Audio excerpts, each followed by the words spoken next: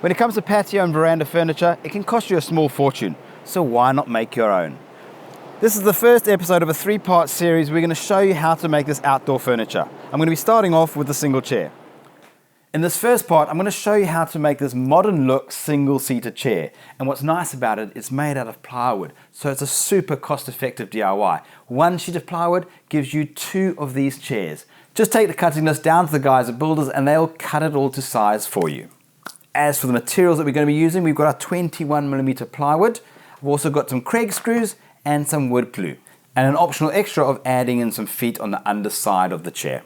That's it to make the structure.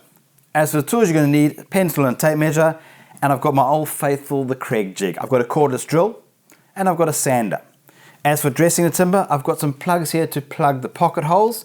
I've also got some wood fill and a scraper just to fill in any imperfections in the timber that you may have.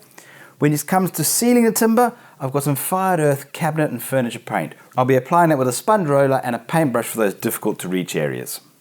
Now, initially this DIY does look a little bit daunting, but it's actually really simple if you break it down. Let's have a look at this chair.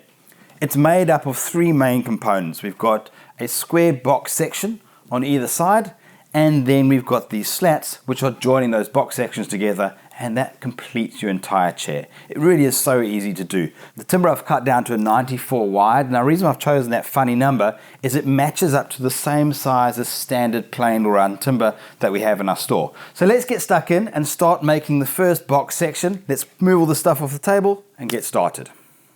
If we have a look at the top piece, these 2 legs are running up into the top of the timber. So the top piece will have no pocket holes in. Put that guy aside, it doesn't need any pocket holes. The vertical section will come up and you'll require 2 pocket holes going into that timber on both pieces. On the bottom side, there's going to be no pocket holes because the timber on the bottom, the 608, is going to be coming in to the bottom side there. So this is the piece which requires pocket holes, and it's going to require it on the front and the back.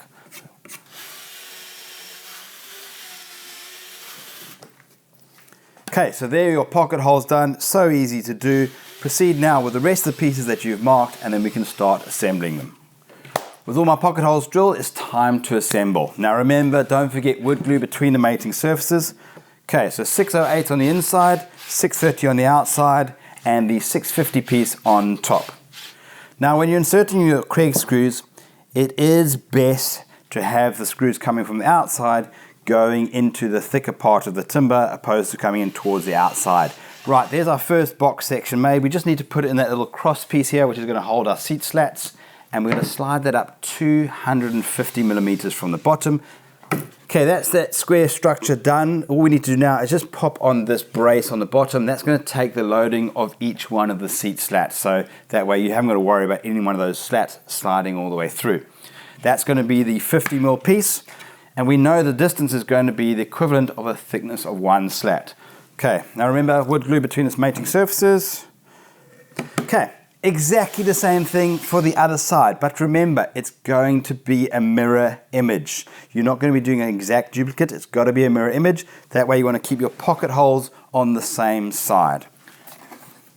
Okay, that's our 2 structures made for the frame of the chair.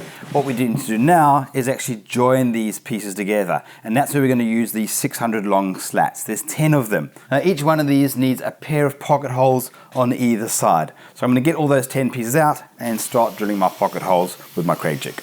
Right, I've got all my 10 slats drilled. I'm now going to use them to join these 2 pieces together. So we're going to start with the back section first of all. Let's move that guy out the way. So we know that is our front section. Flip that up, and we know straight away that we're going to have 1 slat lining up with that frame joining out there. Then you can see we're going to have 1 at the top, and then we're going to evenly space these 2 in the midsection here. Now you can measure this out. I just find eyeballing it works just as well. Exactly the same thing for the rest of the slats, but don't forget the wood glue in between the mating surfaces. Okay guys, that's the one side done. We've got all our back slats connected to the framework, creating a bit of a rigid structure already. We now need to do the exact same thing with the other side of the framework. Before, remember, just put some wood glue between all those mating surfaces, and then we can bring that piece into position. And now we're doing the front slat here. That's this guy here, and we're going to secure that into position, wood glue on either side, and that'll be the final piece holding our structure together. And then we're going to follow it up with our seat slats. Now we're going to pop in our seat slats. Now it's entirely up to you what spacing you want to go for. Do you want to measure it? Again, I'm just going to find the middle slat in the middle position and then eyeball the gaps on either side. And we're going to measure to the center piece of this section here. It's going to be resting on that bottom edge, so I'm just going to put a bit of glue on the end there. Okay, first piece in the middle, then the balance of these pieces, I'm just going to evenly space on either side. Right, my structure is complete and it's looking fantastic. So easy to do. What I need to do now is start making that timber look a little bit more pretty. It's quite rough. I've got all these empty pocket holes here. I'm going to fill those up with the pocket plugs, and any blemishes on the timber, I'm going to fill up with some wood filler. Allow that to dry and then sand it all down smooth, then it's ready for painting. Right, I'm more than happy with that. I've sanded it all down smooth. Okay, so now it's time to actually paint it up and seal it. I'm going to use this cabinet and furniture paint from Fire Earth. Really awesome stuff. As I said earlier, it's a 3-in-1 acrylic primer, undercoat and top coat in one. Ideal for exterior use, water-based, and it can go directly onto wood. So we're going to apply at least 2 coats this timber. I'm going to make use of a brush in between those awkward areas where I can't get with a roller, and then smooth out the bigger sections with a roller to give me a nice, smooth, natural look.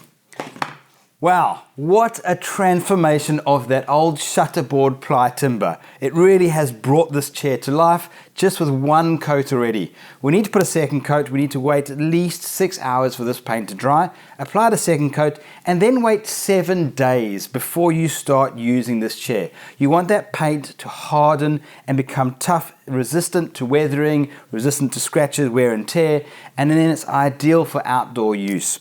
Also, it is a very good idea just to add on some feet on the underside. It'll stop and protect your floor from being scratched from the chair, and also it keeps the timber out of any wet patches on the floor to help prolong the life of the timber.